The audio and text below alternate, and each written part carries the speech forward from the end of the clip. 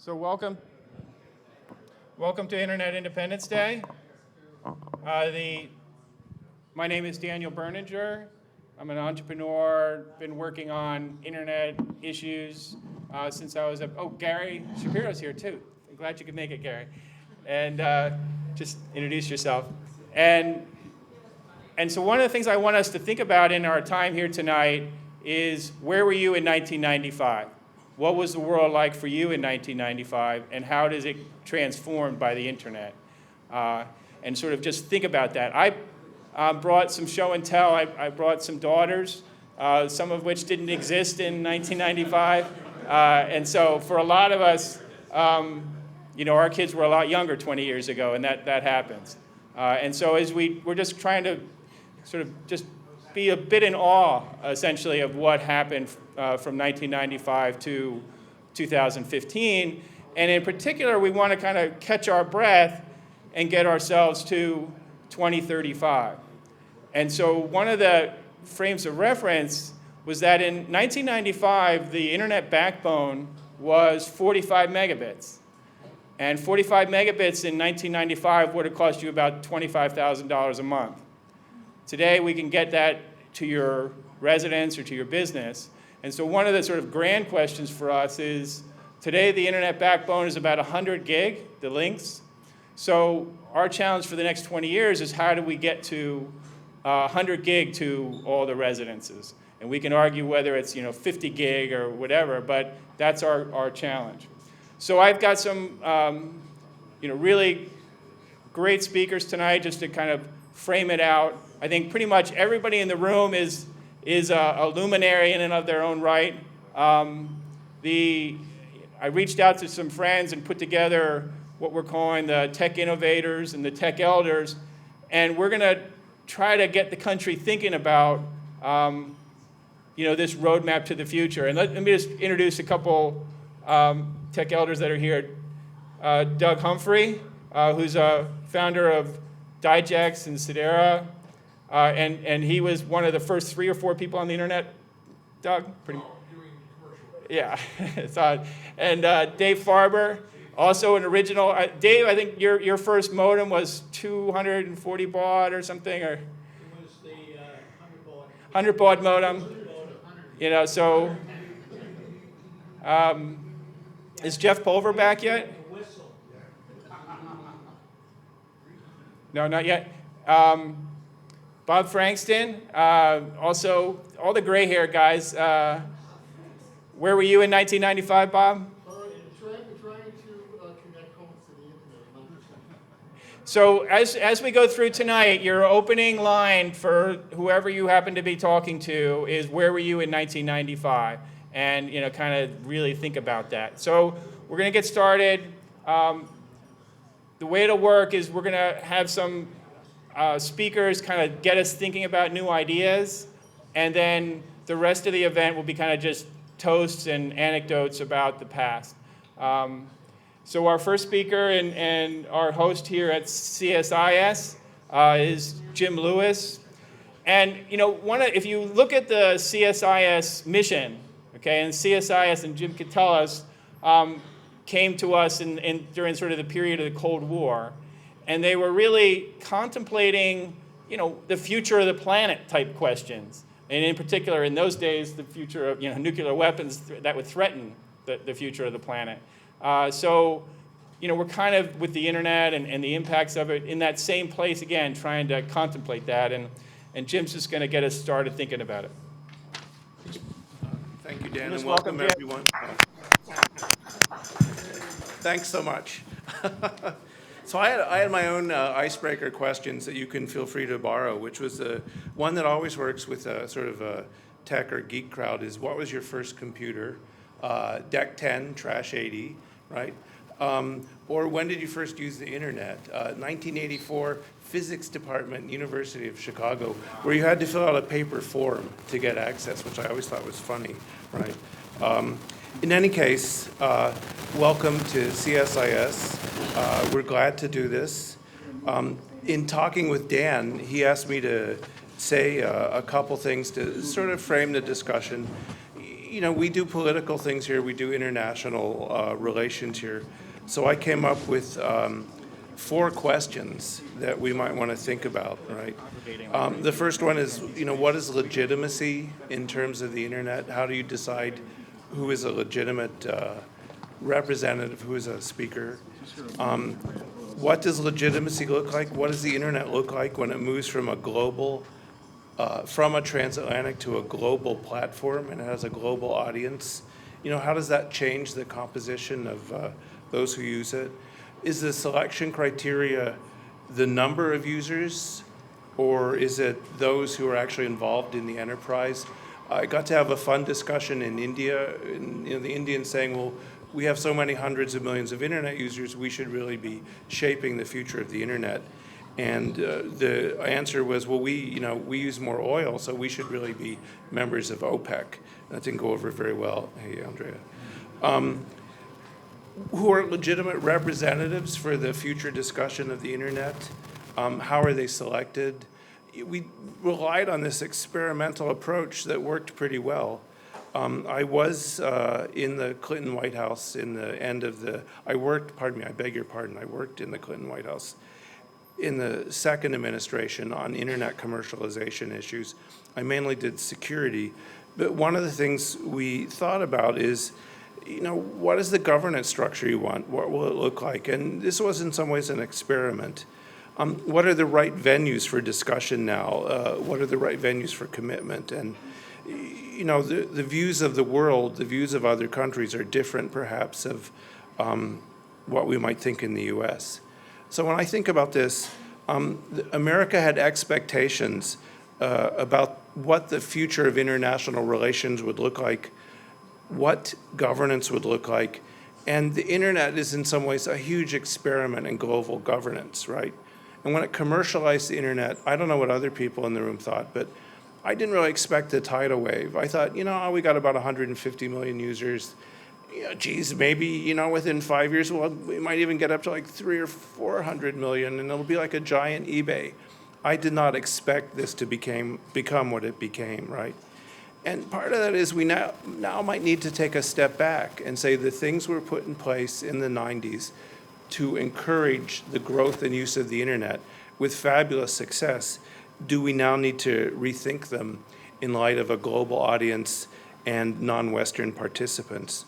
So the question I'm going to leave you with is, how do you transform old mechanisms to fit a new political environment? Okay, well, thanks. Thank you.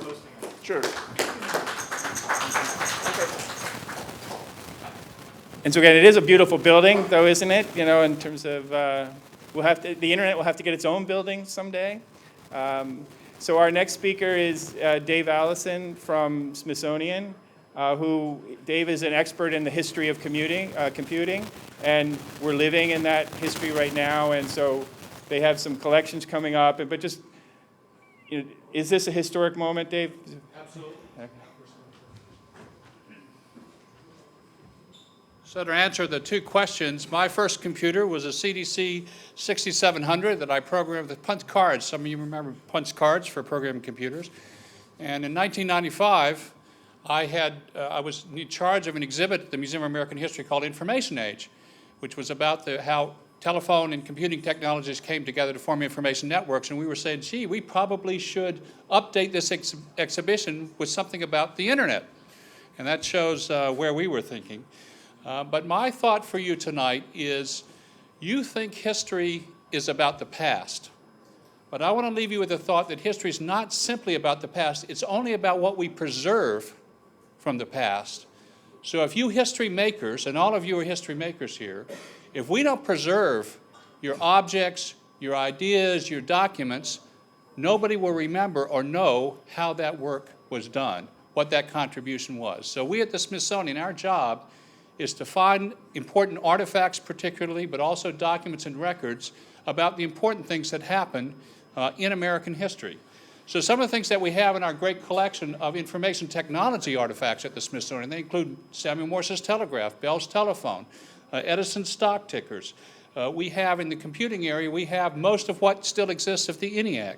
We have pieces of the Whirlwind. We've got IBM 650. In the PC world, we start with the Altair, we go up to the Apple computers, the early PCs. We also have the first commercial internet exchange router that first started here in Washington before it moved to the West Coast. So one of our goals is to continue to collect those things and make sure we're up to date. I want to tell you that we've got an important date coming up.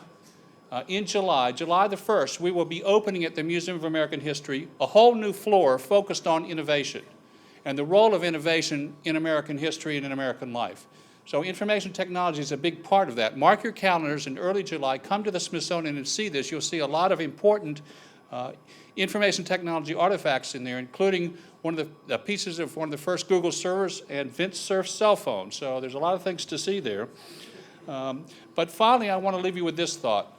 If you know of important objects and collections of papers and things that you really think are part of the nation's story, not just the next version of a piece of software or next iteration of a computer, but things that really made a difference, like the ENIAC, like the Whirlwind, like the Apple I, please let us know about it. Please help us make that part of the national story so we can leave our legacy for the people that come behind us and want to know, how did we get to where we are?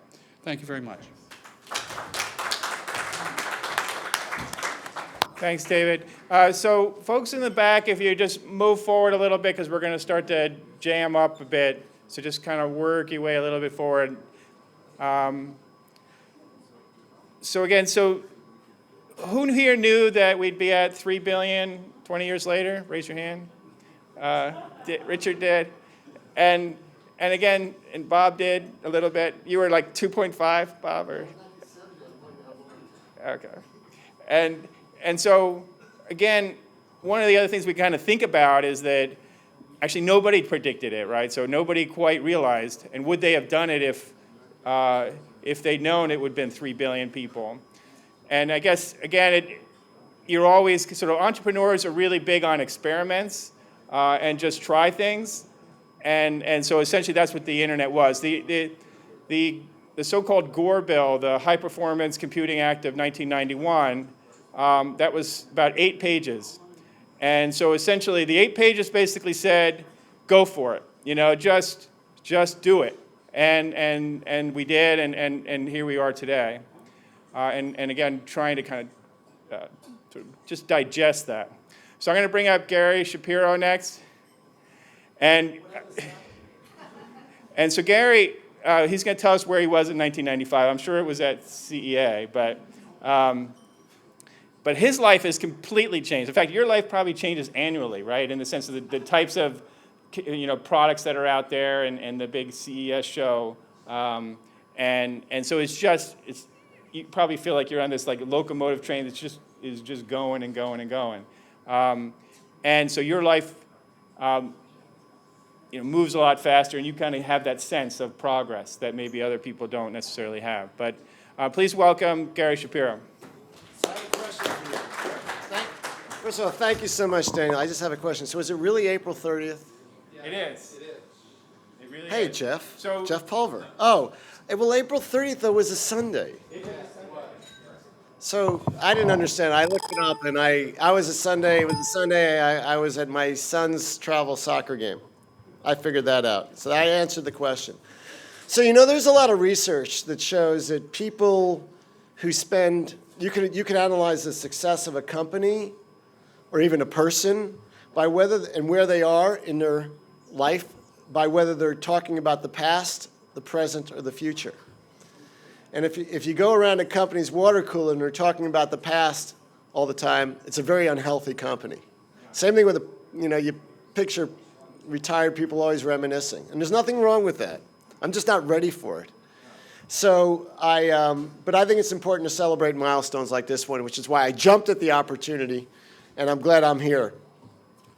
Now, if we had gone in a different direction 20 years ago, where would we be? Uber's hiring 50,000 drivers a month now, and they wouldn't be there. Where would Apple be? They probably wouldn't exist if we hadn't commercialized the internet, or they'd be still, a company with 7% market share in computers, because they rely on the internet. Who else would not be successful? Where would all those app developers, the millions of jobs that have been created around the world, and all the companies that exist today. Think of Airbnb, Amazon, eBay, Etsy, Facebook, Google, Pandora, TripAdvisor, Travelocity, Uber, Yelp. Think about how different each of those companies has made our lives and lives of millions, if not billions of people around the world. I remember, it was around 20 years ago, that even though the internet was, in a sense, being commercialized, it was considered very bad form to do anything commercial on the internet. If you did, you'd be beat up by the community out there. It was considered wrong. There was guidebooks and guidelines online being written that said, do not use the internet for commercial purposes. This is bad. It is not what the internet was for. And the companies that ventured out first and started doing things, at first they were flamed.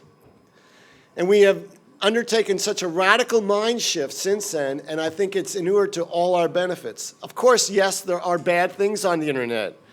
You know, there are schemes of commercial from, I have all these relatives in Nigeria or people that want to have me do different things, and yes, we get spammed and we get zapped and we get sucked into opening attachments we shouldn't, and we've been frustrated as our computers and our connections are broken. But I tried to look up where I was 20 years ago, and although on the date's there, but certainly my calendar is not. What happened at the CES in 1995, does anyone know? The keynote speaker was the CEO of Apple, introducing the Newton, one of the very first handheld devices. Didn't do very well. Why? There was nothing to really get on it. It was John Sculley, by the way, who was the CEO of Apple then.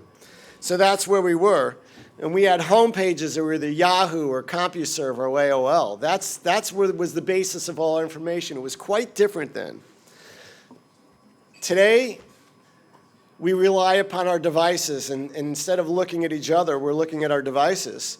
Then, 20 years ago, we actually talked to each other face to face, as opposed to texting to someone 20 feet away. It was different. What was I doing that week? I am almost certain that I was fielding a phone call from Dick Wiley, who would tell me what I had to do to make sure HDTV was a success. Chairman Wiley, thank you for your keeping me busy at that time period in my life and on the right track. But the truth is that the world has fundamentally changed because of that decision 20 years ago. And if you just pull out of your pocket and look at your smartphone and look at all the apps that you rely upon and use, most of them are commercial apps, I would imagine. Life has changed dramatically for everyone. It's also, we think of ourselves here in the United States in the developed world, but if you look at the developing world and realize how in the continent of Africa and elsewhere, they have kind of shifted to a mobile internet before they've done anything else almost, because that's how they could communicate and get access to information. And certainly the wealthiest person in the world 20 years ago could not access what some of the poorest people in America can access today because of the commercialization of the internet. So it has made a difference. And it's gotten more difficult in some ways. The amount of spectrum and the amount of bandwidth we're consuming and the amount of bytes flowing back and forth is absolutely huge. And I'm not sure we're equipped to deal with it in the future, and that's why we're still fighting for things like spectrum. But at CEA, what we do is, in addition to producing the CES, we have one byword, and that is innovation. And sometimes it's disruptive innovation, which is what the internet is. And the disruption that the internet has caused has been huge. There's people who used to have occupations called travel agents. And they used to do things like that. And there used to be guides like Foders where they'd sell travel guides. And there's so many other occupations which have been dramatically changed by the commercialization of the internet in 20 years that none of us could have anticipated. But yet it has been good. And let me tell you, the battle is not over. Just this week, the New York Taxi Cab Commission, below the City Council, has a proposal that they are seriously considering, which would require Uber and Lyft to submit to them for pre-approval any change in their app. How many of you use Uber and Lyft and rely on it? Most of you. Okay, there you go. So I don't know what will happen with that, but the fact is, if that does pass, all of a sudden we'll be asking permission before new services are offered. And the thing about the internet, which is radically different that no country is really used to, is that it does cross political and geographic boundaries. Just a few years ago, in Paris, France, I was invited to attend the EG8 summit. And the whole point of this summit, who was Sarkozy had engineered, was he felt the internet had gotten out of control. He wanted to put boundaries around every country. And he wanted to assemble a group of people to push ahead of time so he could go to the G8 summit and convince the other 7 members, including President Obama, that we should agree upon barriers around countries, barriers around the internet. I was never prouder to be an American when I was called in with the American government, with some of the founders of many of the internet companies. And we met beforehand and we agreed that this is the bad idea and we would work together to oppose it. And there was about 1,000 people there, and we had Americans like Mark Zuckerberg and Eric Schmidt and others stand up and talk about why this is a bad idea. And being Americans, we knew that if one person speaks with a radical idea and one person applauds joined by another person, then it's considered by the crowd a good idea. So we would applaud Americans every time they said this, and the rest of the geeks in the crowd, and France dominated, and they thought they had applauded the crowd. But it was clear to Sarkozy standing there when he spoke and heard the reaction to what the Americans saying the internet should not have borders, that this would not go forward. It never even got to the G8. But yet we have had to fight bad proposals like that. The State Department Advisory Committee, the Dick, when you were chairing just a few years ago, was out there fighting proposals in the world to put barriers around the internet. Countries wanted to charge people to go to sites outside their country. There was excuses being given so it would not have the freedom of the internet we have. And of course we have realistic things today in China, where China has cut down virtual private networks this year, which was a safety valve for their people's access to the network. Their people still do not have access to Google and to Facebook. So the battle continues. The battle is one where we fight for broadband. We fight for competition in broadband. We fight for access. And some of us believe that going to the government for permission before you do something is not the healthiest thing to do. And I don't want to make this a political event, which it certainly you don't. You said you better not, Gary. And some of us have a concern about recent actions by our federal government involving Title II, which would require that. So that is something that we're out there. Now, when you talk about what world would be different with the internet, we might have a different president in the White House today if it wasn't for the internet and the capabilities of what it can do. There's no question, and Republicans will say this, that President Obama and his team were better in 2 elections than the Republicans were in terms of using the internet to change politics. So the internet has advantages to those who use it well, but it is also a tool for governments to use it poorly. But I think what I like is that in the United States there is a national consensus that the internet and innovation is a good thing, that innovation has been a national strategy of ours, and that it is very important. At the Consumer Electronics Association, we've not only adopted innovation, we have something called the innovation movement. And it's focused on a very simple premise, is that innovation is good, even if it disrupts, even if it hurts, even if it changes existing business models. And that's why we are out there fighting today, and increasingly we'll be fighting in the future, for companies whose business models disrupt others using the internet. And yes, it is tough for cab drivers, it is tough for those that were the travel agents, and it's very tough for others. And just as the capabilities of the internet will be allowing disruptions in the future. We'll be seeing it with drones, we'll be seeing it with driverless cars, we'll be seeing it with 3D printing, and we'll be seeing it with others. But they'll all rely on some of the processing, the communication, the backbone of the internet to make these things happen. And they will be disruptive, and they will cost jobs.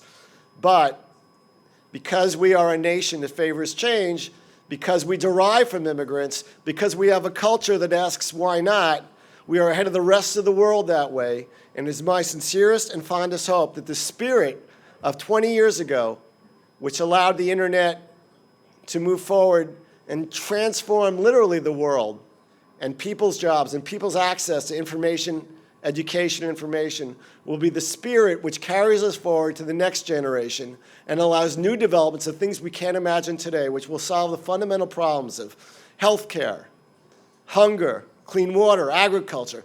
These are problems that we're seeing at the last CES being solved through the connectivity that the internet allows. So I am honored to be speaking to you this evening to talk about these phenomenal changes the internet has wrought, but I'm also excited about the future, and I want to thank those of you who have made all this happen, several of you which are present in this room.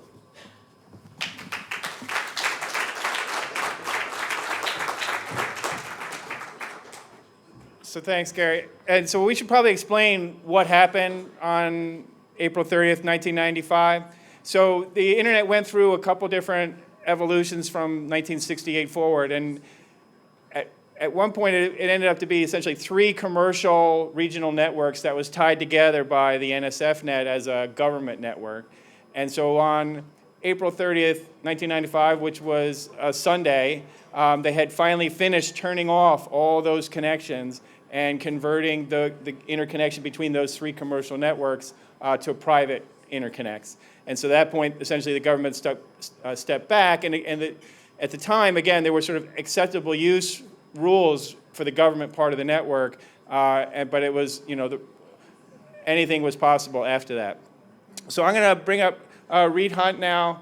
And essentially, the people that end up to be my friends in this world, they're sort of self-select in the sense that they actually care about entrepreneurs. They like entrepreneurs. Not everybody does. So back in '95, I was at Bell Laboratories trying to make the PSTN work better. And I met, shout out to Jeff Pulver, who's one of our tech elders. And so there was a question of, what happens to the future of the PSTN as opposed to the internet? And so I picked up the phone and called the FCC. And I said, I want to talk to the chairman. And so they didn't give me the chairman, but they did give me, I eventually invented the head of the wireline bureau, Kathy Brown, came up and we had a little meeting talking about sort of the future of policy. And sort of since the high point of my world was when Reed was FCC chairman, where he was just, one of the things you'll notice is the people that are speaking tonight, there's a certain conviction that you sort of stand in place in spite of the uncertainty and people talking in this one ear that, oh, this is bad, something bad's going to happen. And so I wanted to just share, and it may embarrass him a little bit. He gave a speech in '94 and laid out essentially a vision of why the internet was so important. And he told us in that speech why. I sent it to him. He hasn't listened to it. But here's what I'm guessing is where Reed's conviction comes from. So he told a story that his grandmother and grandfather were living somewhere near a zoo, right, in the Great Depression, and his grandfather died, and essentially left the grandmother, with no way to kind of raise Reed's father. And the phone company came forward with jobs as operators, and so the next thing you know, Reed's grandmother has a stable job as an operator, and Reed's hearing all kinds of stories about the telephone business, and I guess you heard about something called the FCC, and so all the people that kind of do what I do and what Jeff does and Reed does, you have that story, that thing that kind of holds your conviction, even though I describe the experience of an entrepreneur essentially as a long series of setbacks until you succeed. And so you really have to have that conviction to get you through that. So again, please welcome Reed Hunt. He is the original kind of visionary to make all this happen. Thanks.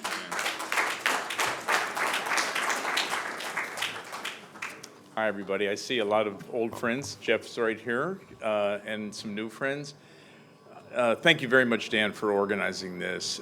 It's a great occasion. I have prepared remarks that I'm going to put on the internet and have the medium be my message.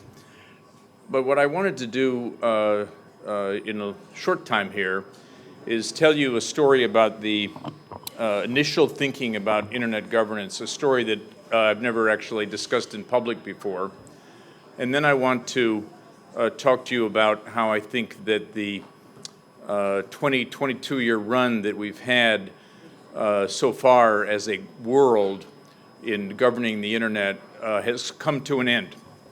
And it's time to rethink the way that the internet is governed, and time to rethink the fundamental goals and how to achieve them, which is a big topic. So I'll just mention it briefly and leave the job to you. So I'm the luckiest guy ever to get a presidential appointment. I was confirmed as the FCC chairman in November of 1993. That is approximately the exact moment that two things happened. Number one, the internet was commercially invented by the combination of the release for free of the CERN protocols, which make the internet work, right, engineers? And also at that exact same time, the Mosaic browser achieved mass circulation.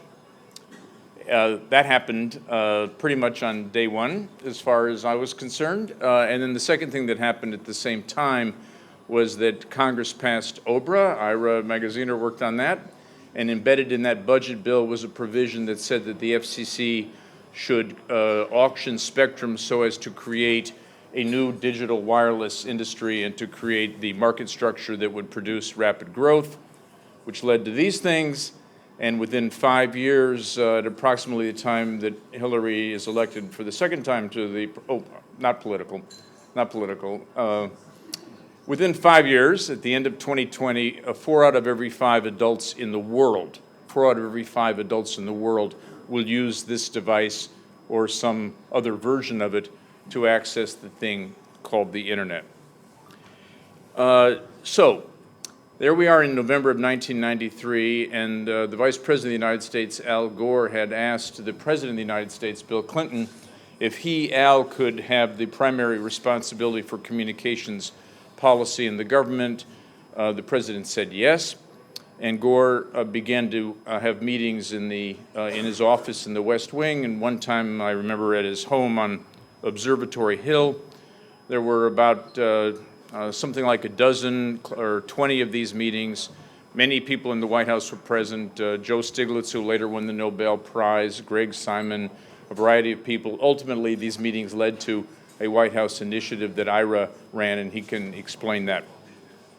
The result of all these meetings was, in fact, the government commitment to the internet. And the reason that that happened is that in the second of the meetings, as I recall, someone said, let's take a look at this computer. What you'll see on this computer is a picture of the Louvre.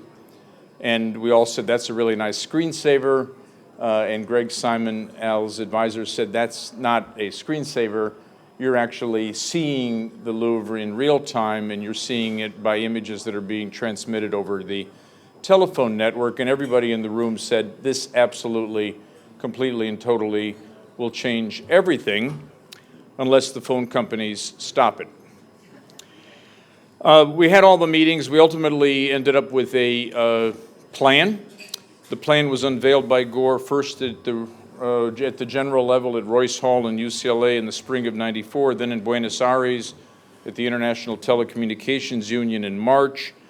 It was coupled with a meeting of the WTO planning group in Casablanca, which in turn led to a global treaty in 1997. 69 countries agreed to allow internet connections to be landed in their countries.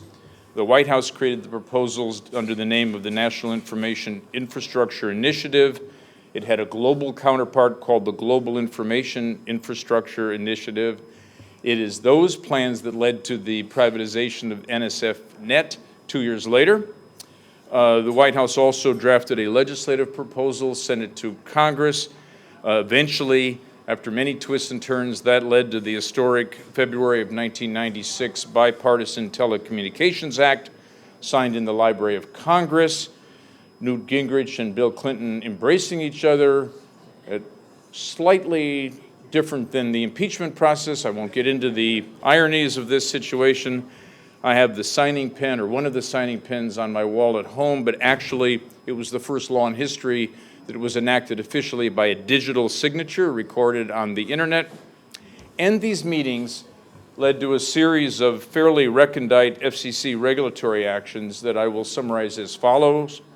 We told all the internet service providers that they could borrow the telephone network and use it to provide internet access, so-called dial-up access, without paying anything to the telephone companies. This kind of borrowing is possible to order if you're the FCC chair. It did not necessarily please the people from whom the borrowing took place.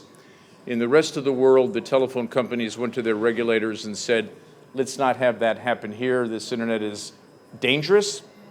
That is one of the reasons why Europe lagged behind and why on the platform of the internet, American companies immediately rose into dominance. And our specific idea was that the internet should spread through the United States on the existing telephone network as fast as humanly possible, and that the reason is that it would become a platform in which all other mediums would be subsumed, and in fact new value creation built on data transfer and on shared data would begin. All of this was thought through at the time. There are people in this room who were part of those conversations. They were not just a small group in Gore's office. It was a rather open conversation. There were many, many discussions all around the country. Internet penetration at the time in late 1993 in the United States was 2.5%. In 1995, it was approximately 5%. That's in the United States. All the curves went exactly as we thought they would go. Everything actually proceeded according to plan, not because the government built the technologies, not because the government founded the companies, but because we did decide that this platform should exist for the purposes that would be achieved by the entrepreneurs and by the companies and by all the creative people in the United States and ultimately in the world. The FCC, we decided, would not set the standards and it would not regulate the content, but it would have jurisdiction over interconnection and over market structures. And part of interconnection was the reliance on the FCC from the get-go to make sure that all computers, or if you will, all websites, could connect to the internet, and that is the shortest description of net neutrality that you will ever hear, and it is why I think the FCC did the most traditional, commonplace, and obviously right thing when it codified these rules recently in the face of a DC circuit that told them, if you don't write it down, we're not going to let you enforce them if you ever need to. The motive behind all this planning 20 years ago was to have U.S. businesses, schools, libraries, and households lead the world in adopting the new medium. And that was in large part because we thought that those American institutions, entrepreneurs, people, schools, libraries, you name it, that those institutions would prize American values such as entrepreneurial competition, democracy, and freedom of expression. And we thought this medium would be the most effective way to transfer those values all around the world. And if people didn't like those values, they wouldn't have to accept them. But the medium would create the opportunity to share those values. So, there was one country in all the world that wanted the internet without those values. One big country. There have been many rogue countries. There's a North Korea that doesn't really want much of the internet, much less the values. But one big country that wanted to have an internet economy without those values, and that, of course, is China. 75% of all the software in China is not paid for. We could call it some other phrase. China has a mere economy. You could ask yourself this question. Name the internet firm in the United States that is just as powerful and strong in China as it is in the United States. And the answer is there's a mirror version of every one of these firms in China. And we cannot step through that mirror, and so far those firms have not been able to step into our world. This cannot last. There is no chance that the world global internet will forever be divided between the Chinese model and the US model. One model will prevail. It will spread through the rest of the world. When 4 out of every 5 adults is on the internet, that means billions of people who are neither in China or in the United States will be the defining constituency of the internet. Which value system will they prize? It is critical to fight for the value system that you all individually or collectively think is the right one. In fact, Hillary Clinton's 3 speeches on internet freedom given while she was the Secretary of State represent the most important and most significant and well thought through public statements by any diplomat on this topic so far in history. They need to be carried forward by many, many other people. But I'm going to conclude the way I told you I would conclude, which is reasonably quickly, but all with the things that worry me a great deal. First, not because of the internet itself as a system of protocols, but because of the capabilities that have come along with the Moore's Law expansion down the multiple technological pathways that we now know constitute the internet. Because of these breakthroughs, vast centralized reservoirs of information about human behavior have been gathered at a scale that never has been before possible. Therefore, responsibility for past actions can be pinned on many, many people. That is to say, they can be found responsible, guilty, if that's what we're talking about, and inclinations toward future actions can be ascertained with high probability by the holders of these data banks. Should they be private parties? Should they be governments? Should they be authoritarian governments? What about if they are rogue states that have access to these data banks? These topics were not discussed 22 years ago. They are on the table now. Number two, the real-time capability to view and intervene in a great deal of human action is now everywhere available. These interventions can be benign. They can be about police seeing that a crime is about to occur and they'll go to the scene, or they can be malignant. These interventions can be lethal, they can be vicious, they can be by state actors or by non-state actors. Number three, the capability of bad actors to use the internet to destroy fundamental functions of social life is now unquestioned and of staggering dimension. I'm talking about the ability to use cyber, or whatever you'd like to call it, terrorism, to destroy transportation, power supply, commercial transactions, property and privacy rights. I haven't told you anything you didn't already know, but it is why we are on a new age and need to talk again about governance in a wholly new way. In its avatar as not the Internet of people, but the Internet of things, the Internet is, in fact, leading us into an age of automation, or robotics, if you will, that on the one hand can ease the grinding pressure of mindless work, or on the other hand can strip life of meaning for most people. That is a choice that the medium needs to empower all people to help make. We really don't want the robots to make that choice for us. Under the pressures of these new issues, the old governance system of the internet is now fracturing. ICANN, IETF, and other global forums that were at the core of the multi-stakeholder idea are still necessary, but they are not sufficient to cope with this expanding range of issues. The internet is a public good. It is like a park. It is like Central Park. And if you have the Central Park be destroyed by crime and corruption, it serves nothing, no purpose for anyone. Police power is going to have to be exercised, but we all know that police power alone or by itself is not always exercised wisely and is never sufficient. Collective action by users is critical to maintain the safe use of this great good medium. We need to be talking about treaties, but we also need to be talking about understandings between social groups and among social institutions outside of treaties. Merely saying, let's have multi-stakeholder governance is just the beginning of this discussion. And we have to talk about sanctions. Bad users have to feel that they lose something important if they misuse the internet. I'm making this point as to states and as to non-state actors. There are governments in the last few years that have pulled out of the global internet to have a period of darkness behind which they can move towards authoritarianism. And the punishment that they need to receive for that, there are half a dozen countries that have done this in the last several years. That punishment hasn't been inflicted. They come right back on the internet on the terms that they set. That's not good enough. The global compact we need needs to establish that a country or a society of any kind will pay a price for breaking the world's common medium. And as to our friends, the regulators, it is still the case that market structure, market conduct, and market performance as an economic matter matters more than ever. The FCC and other government agencies need to guarantee that access to use the internet is open and is competitively provided.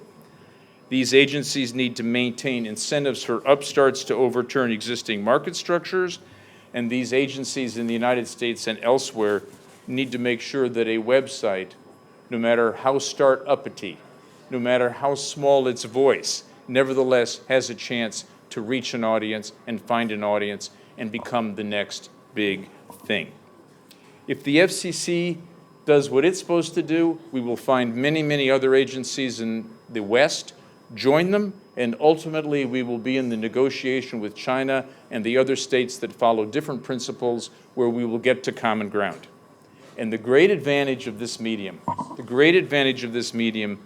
we all know this, it is not one to many. It is not me talking to you, it is all of us talking to each other. And it is the medium beyond any other medium that makes possible collective action. We should put our trust in good governments, but we should put our trust in our ability also to create that collective action and find the new forms of governance that will give us the bright future that is possible. Thank you all very much.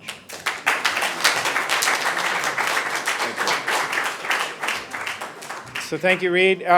So we'll bring up Ira next as our final kind of the formal program here to, again, to sort of stimulate the thinking about the future. So the secret to entrepreneurs is that we only, we don't do pessimism. So if you imagine you have $1,000 and you have to invest it in something, you don't invest in things that are pessimistic. If you're pessimistic about something, then you don't invest. And so there has to be a story. They can close some of those doors in the back. I think it's a little cooler now. But there has to be a story that gets people excited about the future, the narrative. And these stories tend to be self-fulfilling. So the most famous one, of course, is the Apollo program and all the excitement that was built around that. But in the 90s, now remember in 95, this was a dial-up internet. And we think back to those days of, just being so excited about the internet. I mean, in 95, there was the Netscape IPO. And actually, Windows 95 was like a big moment where, Microsoft is going to copy Apple. But, looking back now, we're like, well, what did we do with the internet back then? So you need these frameworks like the Apollo program. In the 90s, the framework was something called the Framework for Global E-Commerce.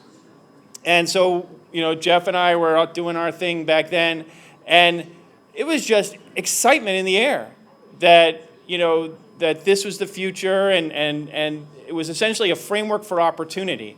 And so that's what brings entrepreneurs to, invest their money and come up with ideas. So I asked Ira to come and sort of talk to us a little bit about how that framework came about, and give us some ideas about how we might create something like that again in the future. Welcome, Ira Magaziner. Thank you. I appreciate being invited to speak. I remember my last day at the White House after I'd spent 6 years as a senior policy advisor to President Clinton. A good friend of mine said, well, the good news is that for the first time in 6 years, you're going to be able to say what you really think.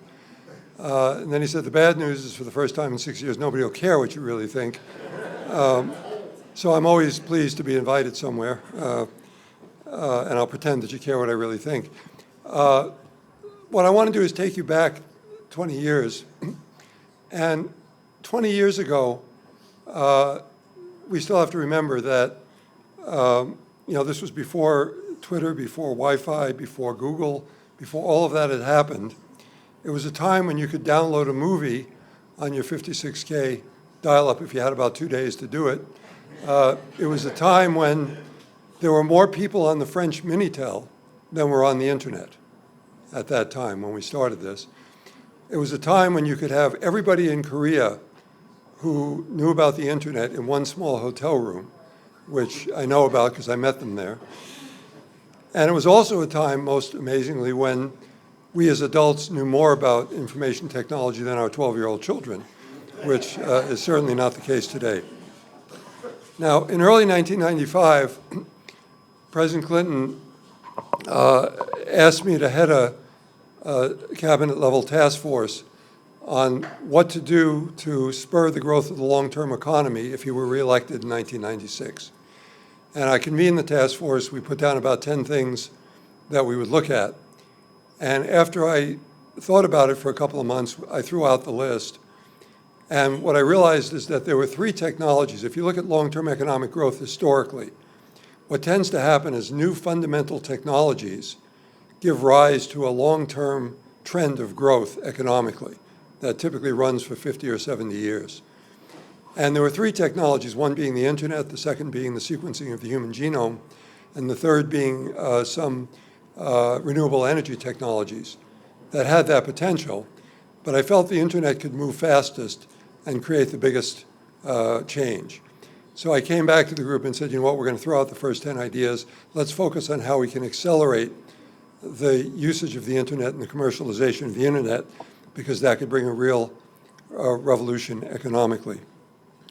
The landscape we confronted at that time, when I first got into it, was one of tremendous potential opportunity, but also a lot of uncertainty. There were a lot of entrepreneurs looking at the internet as a possible investment, but there were also a lot of impediments in the way. There were proposals in the European Union and Canada to tax every bit of transmission on the internet. Some of you may remember the bit tax idea. There were proposals to put tariffs on commerce done by the internet. Many governments, including the US, were looking to censor the internet. Regulators in the EU and in the US wanted to have governments set technical standards for the internet, limit the use of digital signatures, restrict the new field of internet telephony, set rigid guidelines on who could and couldn't deliver internet services, and regulate prices for every internet activity. There was no agreed upon ways to protect intellectual property on the internet.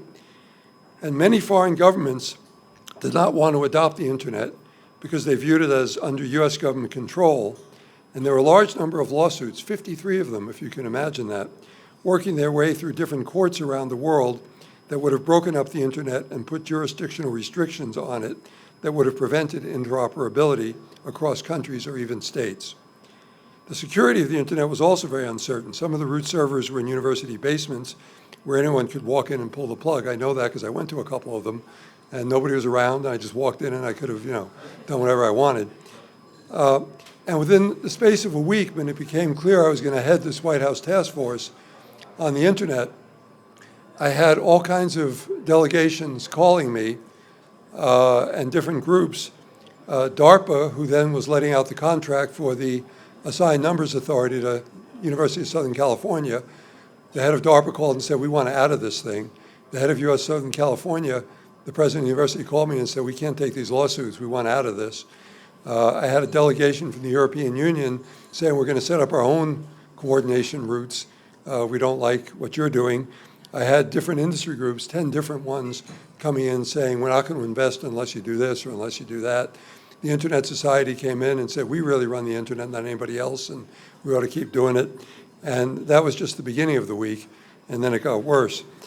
I then contemplated whether I wanted to continue to do this or whether I might volunteer to go to Bosnia and clean out old mines that were left, but decided to press ahead. It was clear that the internet had the potential to unlock human freedom economically, politically, and socially because its design empowered individuals by allowing them to implement their ideas directly without having to go through established hierarchies and bureaucracies. So that potential seemed limitless. But I also realized that the future was very precarious. It was balanced on a knife edge between 2 extremes that could delay or even destroy it. On the one side, if the internet was too anarchic, if there was too much anarchy with no guidelines, it could degenerate into a constant state of unpredictable kind of Wild West shootouts, scaring away the decent folk who wanted to invest. On the other hand, if the normal forces of bureaucracy took over with a mass of government regulations and slow intergovernmental bodies governing the internet, the creativity of the internet could be completely destroyed. So we had to find a way to allow the internet to operate in a constant state of creative chaos, but with some general ground rules that would give those investing huge sums predictability. So that was what we confronted, and the Global Framework for Electronic Commerce came out of that. And in the space of 2 years, from beginning of 1996 after the election, the beginning of 1996, when we introduced the Global Framework, beginning 1997 after the election, when President Clinton was reelected. Between then and the end of December 1998, we passed 4 major pieces of legislation through Congress, negotiated and passed 2 major global treaties and 5 international agreements that set, and then we created one organization, ICANN, that essentially set the framework for global commerce to move ahead. So the Internet Tax Freedom Act that allowed Internet commerce to develop free of taxes. We kept the FCC and ITU away from regulating the Internet and Internet indefinitely. We got agreement of the World Trade Organization not to put tariffs on electronic commerce. We struck down attempts to impose censorship on the Internet, instead empowering parents to put their own controls for things they didn't want themselves or their children to see. We advanced ideas for privacy protection that would be market-based rather than government-imposed. We prevented intergovernmental bodies from setting standards for the Internet, allowing Internet users and voluntary technical bodies to set the standards.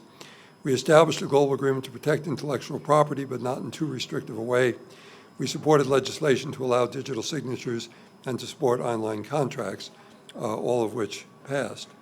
Finally, we recognized that there had to be some technical coordination of the Internet in order to ensure security, stability, and resiliency.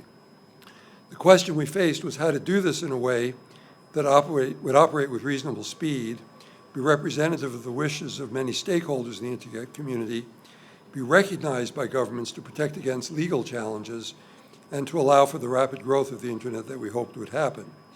After a considered process of consultation with stakeholders all over the world, we formed ICANN and set up the means of cooperation between it and the other technical bodies.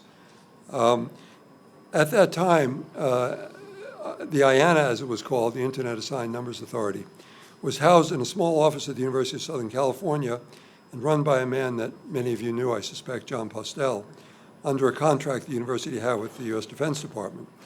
For John, for those of you who do not remember him, had a long scruffy beard, wore sandals and hippie clothing, and was a rebel and a very free spirit at heart.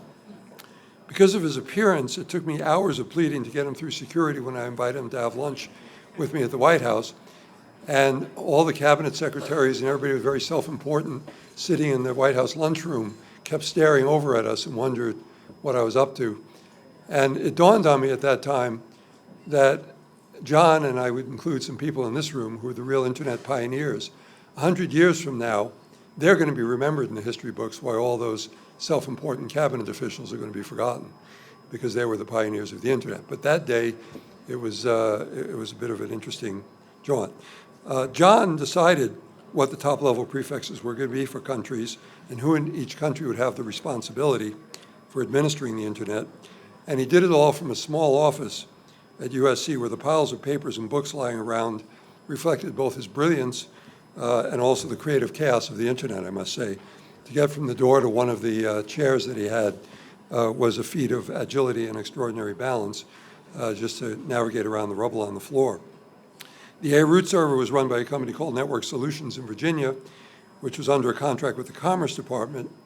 And John and the people at Network Solutions didn't get along, which didn't make things any easier. So the idea of ICANN was unprecedented, but we felt it offered the best chance to allow the Internet to flourish. If we left the coordination to an intergovernmental body like the International Telecommunication Union, it would be measured in decades for any changes to take place. The ITU had opposed the Internet protocols for 12 years, but then when the Internet started to take off, they showed up in my office and demanded to take control because they were the UN, right? So we didn't want to let that happen. On the other hand, you couldn't have some private for-profit group doing it because there'd be a risk of capture by special interest. And so we wanted something that would be multi-stakeholder based so it could represent different constituencies on the Internet, that was recognized by governments so they had the legitimacy to fight the legal suits, and then could move ahead in that way with a kind of bottoms-up approach. Now, it's been far from perfect, but it's basically done its job.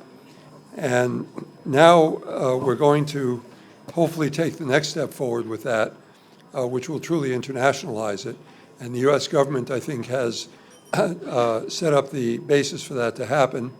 and it should happen. There needs to be demonstration of proper accountability and other things, but it is the right next step.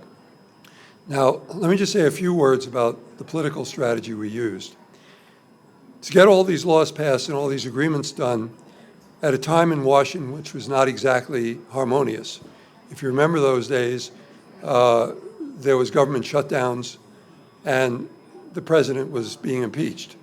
So it was not exactly the friendliest atmosphere Washington has ever seen. Yet we were able to get all these pieces of legislation passed with large bipartisan majorities and to gain approval of all the treaties. President Clinton used to joke with me that I was the only senior official in the administration who did not want him to mention the stuff that he was doing in the State of the Union and did not want him to promote it, because I knew that if we did that, then Republicans would feel compelled to oppose it. So instead, we made alliances with groups like the Progress and Freedom Foundation and other groups that were aligned with Republican interests.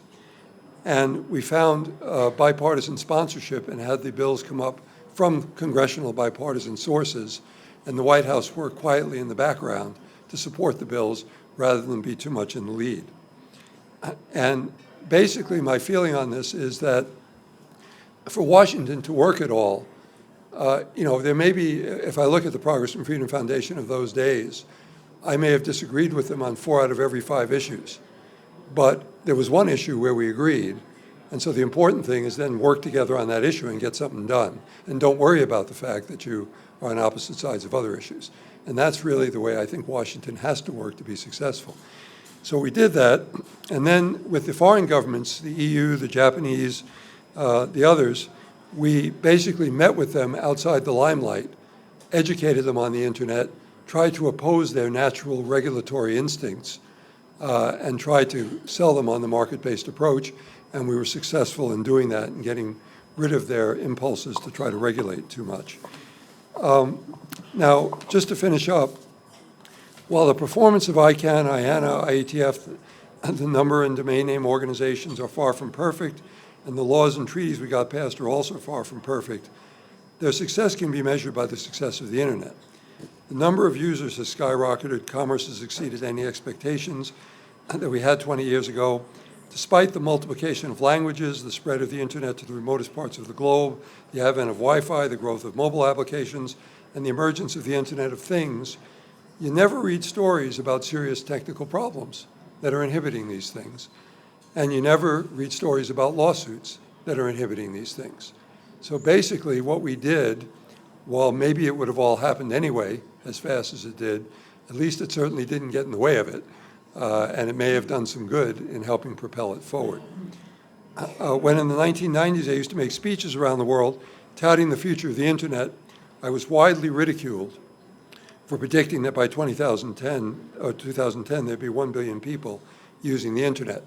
I remember I went to France, where the Minitel was still king, and I gave an interview at Le Monde, where I said, there's going to be 1 billion people on the internet by 2010. If 40 million Frenchmen aren't there, nobody's going to care. And that was the headline, and then I went and met the Prime Minister, which was not exactly a friendly meeting at that point, but it was true. And if anything, I was too conservative, obviously, because we've got close to 3 billion people on the internet now, over almost 4 billion IP addresses, over 120 million domain names, and electronic commerce is now worth a couple of $1 trillion. Now, the reason for the history lesson that I've given you is you should reflect on the fact that the internet almost fell apart before it got started as a commercial medium. Those lawsuits, all those disagreements, all those attempts to regulate it were real, and they could have stunted the growth of the internet from the beginning. And what I want to leave with you today is that, yes, we have a new set of problems we're confronting. I think the moves now to fully allow the technical community and ICANN and the other groups to coordinate as an international body need to be followed through upon. They need to demonstrate accountability. They need to demonstrate mechanisms that give us all comfort, which I think they can do, but that last step does need to be taken. And I urge current and future policymakers to continue to promote an internet that is free, global, and where coordination rather than heavy-handed regulation creates the predictability and stability that is needed for the internet to flourish. That's the main message I want to give you. That is possible. Those market-oriented solutions that are not regulatory in nature, but rather through voluntary cooperation among groups, can be done. It can work. It has worked. And even though we confront different problems today, that is the right way to go with a medium like the internet. Thank you very much. Okay, so that's the end of our sort of formal program. Before we let you mingle and ask each other where you were in 1995, I just want to say that you, the group that is here today, are special in the sense that you saw this idea, 20th anniversary of the internet, and you showed up. So I'm going to sort of challenge you as a group to take the seeds that you heard from the speakers today and see if we can do something with it. And I would suggest kind of the first thing, something exists when it exists in Wikipedia. So we have enough people here to do some kind of Wikipedia entry to, from the seed of Internet Independence Day and some of the ideas that were put out there. Let's just see if we can get to it. Because, again, there isn't any disagreement in America about where we want to go, in other words, in terms of the opportunity. And so I think we can kind of take the ideas that we heard as a starting point. Let's get our official Wikipedia entry, and you guys get to say I was there on that first one before we got to 100 gig in every home, and we'll be off. But give yourself a round of applause for coming. Thank you.